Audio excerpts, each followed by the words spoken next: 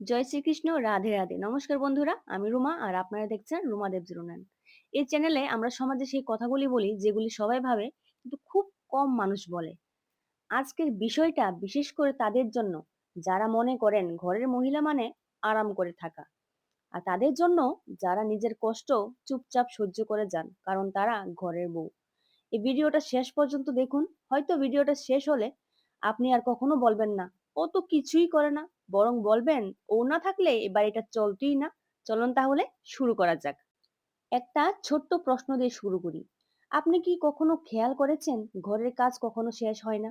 সকালে শুরু হয়, রাতে শেষ হয়, কিন্তু ঘরের কাজ তার কোনো ছুটি নেই। তবুও আমরা কত সহজেই বলে দেই ও তো ঘরেই থাকে, ও তো কিছুই করে না। ঘরের কাজ আবার কাজ নাকি? আজকের এই ভিডিওটা কাউকে দোষ দেওয়ার জন্য নয়। আজকের এই ভিডিওটা একটা আয়নার মতো, যাতে আমরা সবাই একবার নিজেদের দিকে তাকাতে পারি। কারণ যে মানুষটা সারাদিন নিজের জন্য কিছু না করে সবাইকে ঠিক রাখে, সে সত্যিই কি কিছু করে না? এই প্রশ্নটার উত্তর আজ আমরা সবাই মিলে খুঁজবো এই ভিডিওতে। আজ কিন্তু আমি কাউকে দোষ দিতে আসিনি। আজ আমি শুধু একটা প্রশ্ন তুলতে এসেছি। ঘরের মহিলারা যারা সারাদিন ঘরের কাজ করেন, তাদের সম্পর্কে আমরা কত সহজেই বলে দেই ও তো কিছুই করে না, ঘরেই থাকে, লোক দিয়ে করালে তো হয়। কিন্তু আজ এই ভিডিওটা শেষ পর্যন্ত দেখলে আপনি নিজে উত্তর খুঁজে পাবেন। ঘরের মহিলা সত্যিই কি কিছু করে না, নাকি আমরা এমনিতে বলতে থাকি? একজন ঘরের মহিলা দিন শুরু হয় অ্যালার্মে নয়, দায়িত্বে। ভোর ৫টা, আবার কেউ ৮টায়, সবাই ঘুমাচ্ছে, কিন্তু তিনি উঠে পড়েছেন। জল ভরা, রান্নার প্রস্তুতি, বাচ্চার টিফিন, স্বামীর অফিসের কাজ। নিজের জন্য সময় নাই, সেটা পরে। তিনি অসুস্থ হলেও ঘরের কাজ কিন্তু থামে না।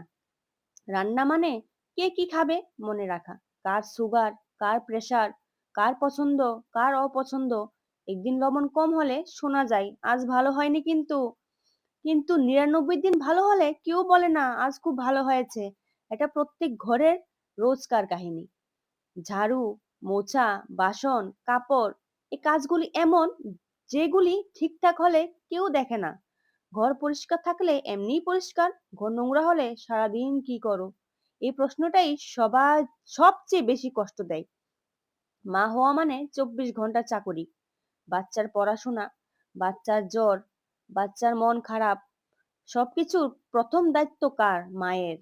রাতে বাচ্চা অসুস্থ হলে মা জাগে, সকালে উঠে তবু তাকে বলা হয় তুমি তো ঘুমিয়েছিলে। সবচেয়ে বড় লাগে কি জানো তো? কথার আঘাত। সবচেয়ে বেশি কষ্ট দেয় শরীরের ব্যথা নয়, কথার ব্যথা। তুমি তো কিছুই করো না, আমার মা কিন্তু সব সামলাতো, আমার মা কিন্তু তোমার থেকে ভালো রান্না করতে জানে, লোক দিয়ে করাতে হয়। এই কথাগুলি একজন মহিলার আত্মসম্মান ধীরে ধীরে ভেঙে দেয়। একটা কথা শুনেন, বা অনেকেই জানেন, যদি ঘরের কাজের বেতন দিতে হতো তাহলে কত হতো? চলুন তাহলে আসল কথাই। ধরুন একজন মহিলা যদি নিজের কাজ না করে লোক দিয়ে সব করাতেন, তাহলে মাসে কত টাকা লাগতো? চলুন তাহলে হিসাবটা শুরু করা যাক। রান্নার লোক আনুমানিক ধরেন ৫ থেকে ৬ হাজার টাকা, ঝাড়ু মোছা কাপড় ধোয়া ২.৫ থেকে ৩.৫ হাজার টাকা, ধরুন বাসন মাজা ২ থেকে ৩ হাজার টাকা, আর কাপড় ধোয়া ২ থেকে ৩ হাজার, বাচ্চা দেখাশোনা ৬ থেকে ৮ হাজার, বাজার ও সংসার ম্যানেজমেন্ট সহকারে অন্তত ৩ হাজার টাকা। মোট হিসেব সব মিলিয়ে ধরুন মাসে ২০ থেকে ৩০ হাজার টাকা, বছরে পায় ২.৫ লক্ষ থেকে ৩ লক্ষ টাকা। এই কাজগুলি একজন মহিলা একই করেন, কোনো ছুটি নেই, কোনো বেতন নেই, কোনো ধন্যবাদও নেই। তবু বলা হয় ঘরের বউ তো কিছুই করে না। বিনামূল্যে শ্রম, বাইরের লোক করালে সেই কাজের দাম আছে, কিন্তু বাড়ির বউ করলে সেটা দায়িত্ব। এটাই সবচেয়ে বড় অন্যায়। যেই কাজের বাজার দর আছে সেই কাজটাই ঘরের মহিলারা করেন বিনামূল্যে। ঘরের মহিলা মানে কাজ না করা নয়, ঘরের মহিলা মানে কাজ না করা নয়, ঘরের মহিলা মানে একটা পরিবারের মেরুদণ্ড। আজ থেকে যদি একবার হলেও বলেন তুমি অনেক কাজ করো, ধন্যবাদ, এই একটা বাক্যই একজন মহিলার সব ক্লান্তি ভুলিয়ে দেয়। এই ভিডিওটা যদি মানুষকে ভাবায় তাহলে এই ভিডিও সার্থক। চলুন একদিন কল্পনা করুন ঘরের মহিলা সকাল থেকে একটাও কাজ করলেন না। না রান্না, না ঝাড়ু, না বাচ্চাকে ডাকা, না কাউকে মনে করিয়ে দেওয়া। ওষুধ খেয়েছো? জল খাবে? দেরি হয়ে যাচ্ছে? একদিন শুধু চুপ করে বসে থাকলেন। সেদিন বোঝা যাবে এই বাড়িটা আসলে কার ঘাড়ে দাঁড়িয়েছিল। ঘরের মহিলারা শুধু কাজ করেন না, তার মাথার ভেতরে কাজ নিয়ে ঘোরেন।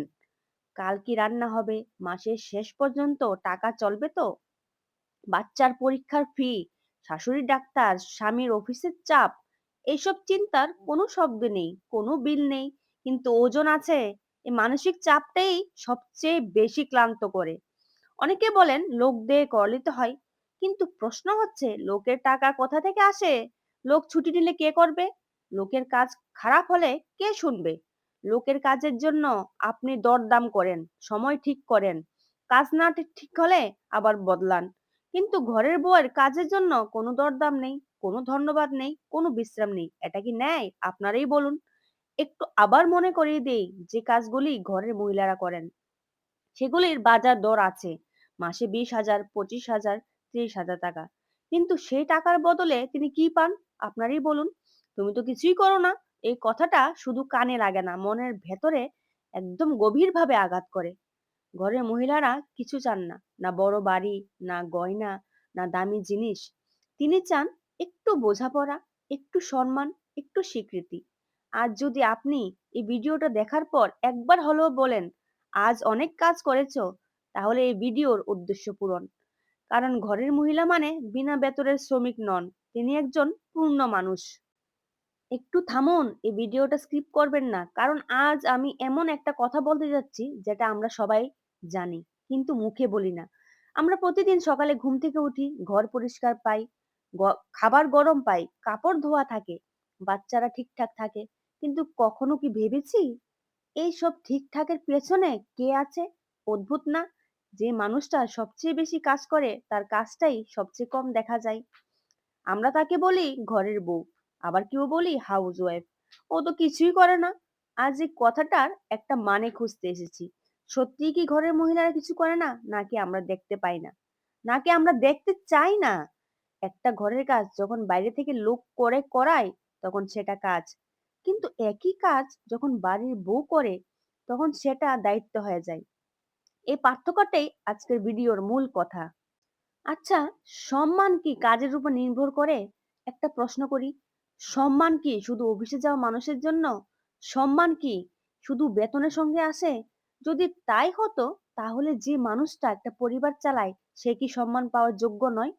ঘরের মহিলা কার্ডে সাইন করেন না, ফাইল জমা দেন না, কিন্তু একটা পরিবারের সব দায়িত্বই তার কাঁধে থাকে। ছুটি কাকে বলে? ঘরের মহিলাদের ছুটি কবে হয়? রবিবার? পুজো? অসুস্থ থাকলে না। তিনি জ্বরে কাঁপলেও রান্না হয়, তিনি ক্লান্ত হলেও বাচ্চার খেয়াল রাখতে হয়, কারণ ঘরের কাজের কোনো ছুটি নেই।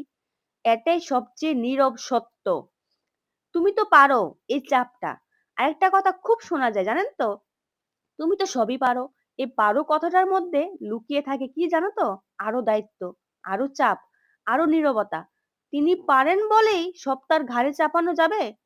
কিন্তু যিনি পারেন তিনি কি ক্লান্ত হন না একবারও? একবারও উনার কথা চিন্তা করেছেন? বড় পরিবর্তন দরকার নেই, শুধু ছোট্ট কয়েকটা জিনিস, কাজে হাত লাগানো, একটা ধন্যবাদ, একটা বিশ্রামের সময়, এই ছোট কাজগুলোই একজন মহিলাকে আবার মানুষ মনে করায়। আজ যদি ভিডিওর পর একজন মানুষও একটু বদলান, তাহলে এই কথাগুলি সার্থক। ঘরের মহিলা কিন্তু কাজের মেশিন নন। তিনি অনুভব করেন, ক্লান্ত হন, কষ্ট পান।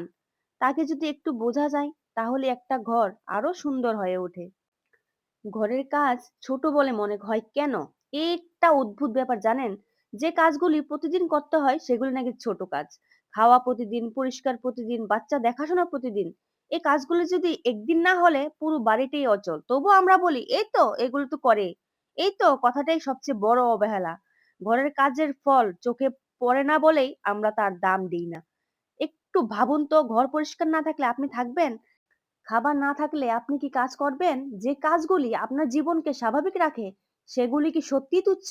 অনেক মহিলা আছেন যারা কারোর সামনে কাঁদেন না। রাতে সবাই ঘুমালে চুপচাপ চোখের জল ফেলেন। কারণ তার কষ্ট শোনার সময় কারণ নেই। এই ভিডিওটা সেই নারীর কান্নাগুলির জন্য।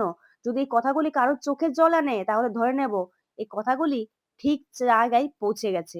ঘরের মহিলা অদৃশ্য নন, আমরা তাকেই দেখতে শিখিনি। আজ যদি একটু দেখতে শিখি, তাহলে একটা ঘর বদলে যায়। আশা করি ভিডিওটি আপনাদের ভালো লেগেছে। আর পাশে থাকবেন।